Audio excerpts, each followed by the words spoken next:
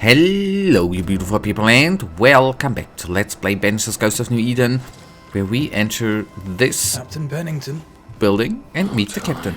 No way out. No hope. No way in.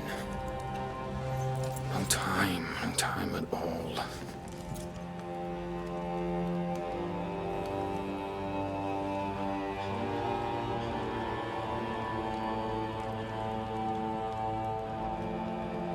Captain Pennington, sir. Mr. McWraith, you live. There's work to be done. Work? You had work. A mission.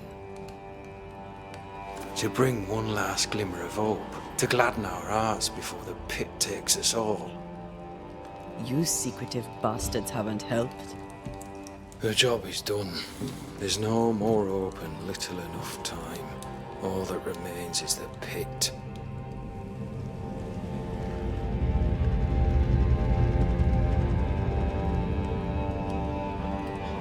Welcome to the last stand, McWraith.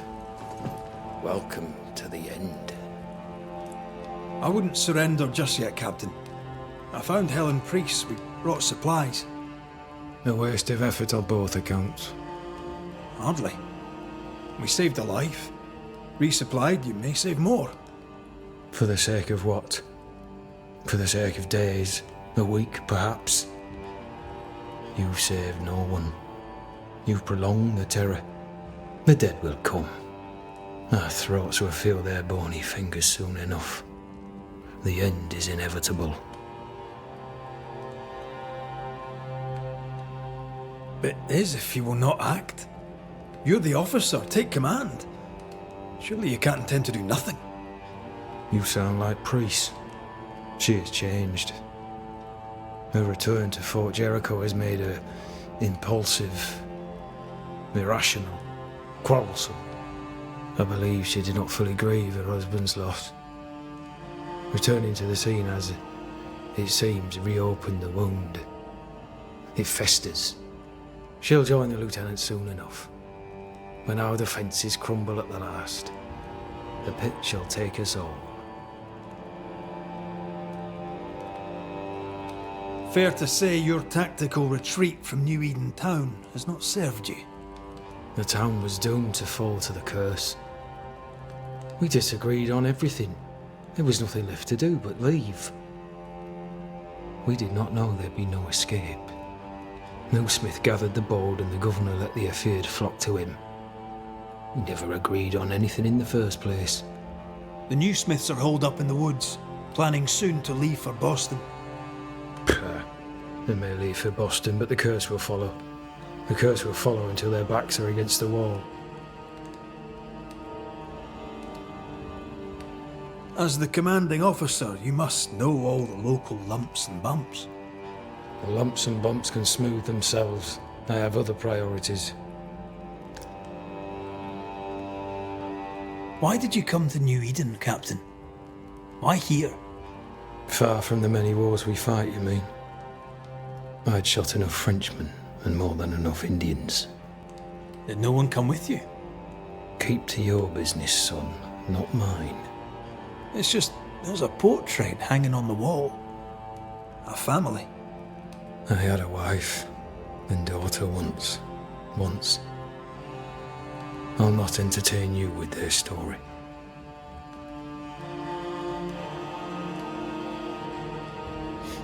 Tell me more about yourself and your career. I did my duty and had the fortune to return alive. That's all. We who are intimate with war tell no tales. I thought that too. I was wrong. Silence allowed my ghosts to prosper. 'Tis good to tell our stories. If ever I do tell, I'll not be telling you, son.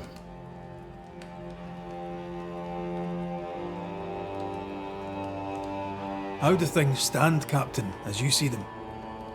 Little has changed. The dead flood from the mines. We shoot them down and gain respite. Soon, the onslaught begins anew. The clock of our extinction ticks on towards the hour. We may no more defeat the dead than we may vanquish the ocean waves.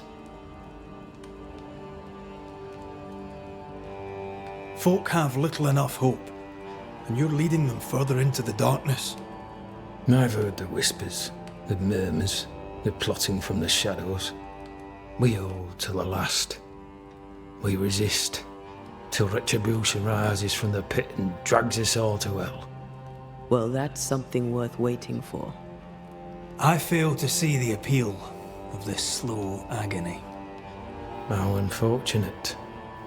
Because thanks to you, and the time you bought us, the agony will be all the slower.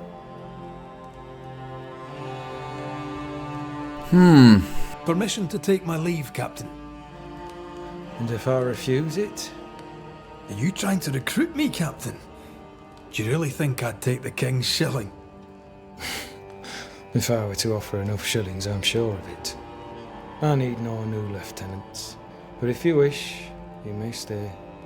This key unlocks the unused watchtower. You'll bill it while you're here.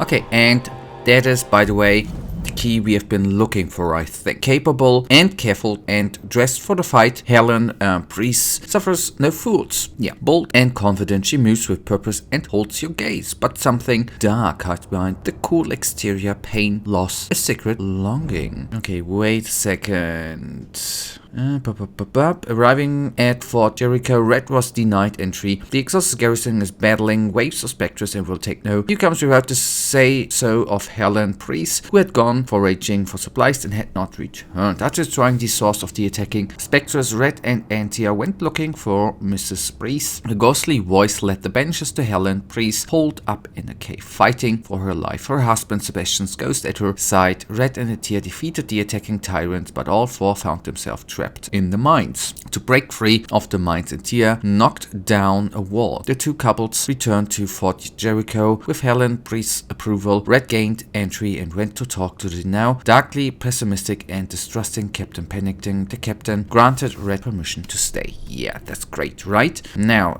Helen Priest never recovered from the death of her husband Sebastian, the entity here. The specters in the mines bear the grudge against Captain Pennington. And do we have anything about him? No. Okay, good. That means we are then take a small look around here. That is the mine with the belly. No need to talk to him right now. And then there's still another building before. On the one hand, a captain beaten by the world. On the other, his rival, haunted and mutinous. In a fort besieged by vengeful specters.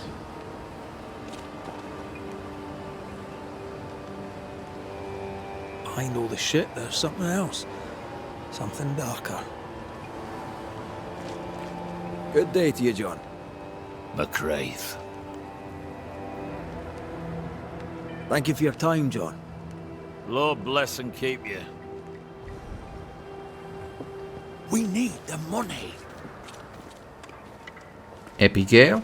Do you think only of yourself? Okay. He's talking to her, although she's there. We had the reporting thing going on here already at one point, weirdly enough. Not judging, though. That's a Bible again, right? Yeah, I'm not gonna judge that, too.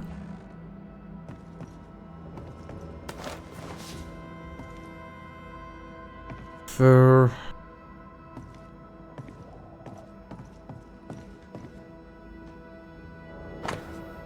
My dearest Cotton, I know it's been a long time and I know you asked me to write to you anymore, and you asked me not to write to you anymore, but you broke my heart the day you asked me to stop contacting you. I shall try one last time. I'm sorry to learn about your health and I hope you will recover soon. Errol and I have a little girl. I know you never accept my love for him, but we are happily married. We named our child Mary, like our beloved grandmother. We live in a beautiful little house. We have a cow and 7 chickens, and even and Errol has found work as blacksmith. It is not an easy life, but we have food on our table and fire in our hearth. Anyways, I feel happy and loved, and I would like you to feel the same. I will try to send you some money until we hear from you. Your worried sister, Waverley.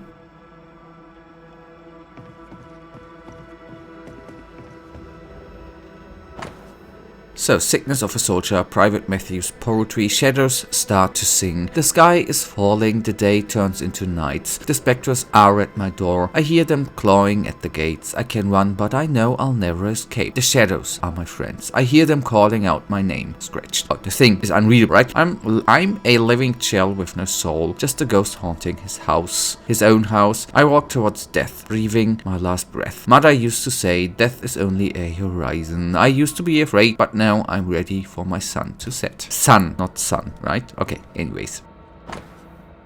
Private Talbot Williams, letter number 2. My sweet Ethael, some of my comrades are sick. I can do nothing for them, squeamish as I am. Matthew spent the night at the nurse's side, carrying spew in buckets. A good man, though he speak little. I'm cold, I'm hungry, I'm tired, and there's fighting yet to do. Your Talbot.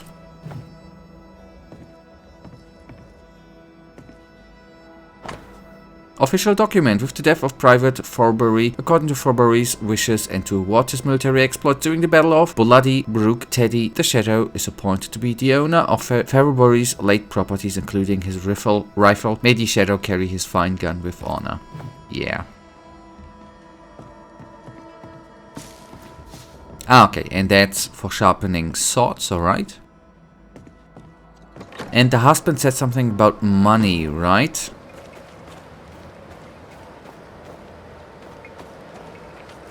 If that ain't weird. So, we are gonna retreat into the shelter soonish. Good day, sir. Nathaniel Sather at your service. What can I do for you? That Mr. Sather remains to be seen. Red McCraith, by the way. The Banisher. Ah, okay. First of all, we go through the other options, though. You seem a chatty fella. We see precious few new faces around here. You'll forgive me if I use you for fresh conversation. Tell me about yourself. Share your business. Tell me what's important to you. I'm from Boston. I love it very much. So much more lively. A fine mix of conviviality and anonymity. I miss that life. The music. The colour and the splendour. The dance of commerce. The flower sellers' forget-me-nots. Oh, the forget-me-nots. I very much wish to go home. What are you doing here then? I'm the shop boy. When the store moves, I move with it. Old man Ingersoll opened up a general store in Boston back in '78. Then he married Bathsheba. I came with them to New Eden intending to quickly return, but Mr. Ingersoll died. I extended my stay. It took me on when I was just a boy. I've no family. All I have is my Thomas, my closest friend. You have, as my granny would say, the power to talk the back legs off a two-footed donkey. But I bet you listen too. What do you hear hereabouts? Little of interest. Pennington has signed John Rumble to the train band, which means nothing at all to me. I believe John was down the flooded mine. That can't have been fun. Maybe the militia will be good for him. Huh? You never know who'll take to soldiering. You say that, and I defer to your experience, but I'm sure it's not for me. What can you tell me about Captain Pennington? The captain? I've not a single bad word to say about that dismally antiquated, superannuated old man. His depth of experience is inspiring, although I shudder to think what those experiences have done to him. But we should respect our elders. We should listen to their point of view, and then ignore it as we look to the future. What do you think of Helen Priest then? I'd put her in charge if I could. She's bright, trustworthy, thinks for herself. She's not married to old doctrine. People here are desperate. They're sick, they need courage. And Helen Priest fears nothing. More generally, how fares Fort Jericho? It's cold. Our clothes are inelegant, the walls are drab. There's no music, no conviviality. There's no gaiety. Boston isn't much of a city, but I miss it. I wonder what I could make of this place were I allowed. You can paint a turnip red, but it still won't be an apple. True, but stack enough red-painted turnips about the place and even the dourest Scotsman shall surely crack a smile.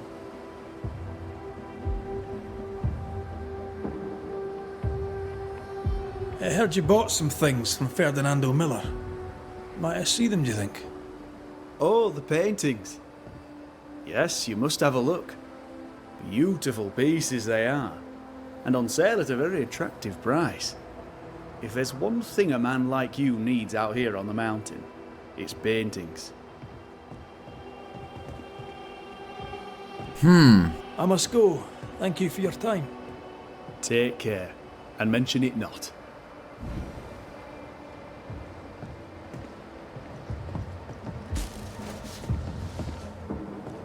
Okay, we will then go on here in the next episode, you guys, and you know it. I, as usual, really thank you for watching. If you guys actually do have enjoyed today's episode, then please give me a little tinsy thumbs up and subscribe. And hopefully I see you in the next episode. Until then, I wish you all a wonderful day. Stay frosty. Bye.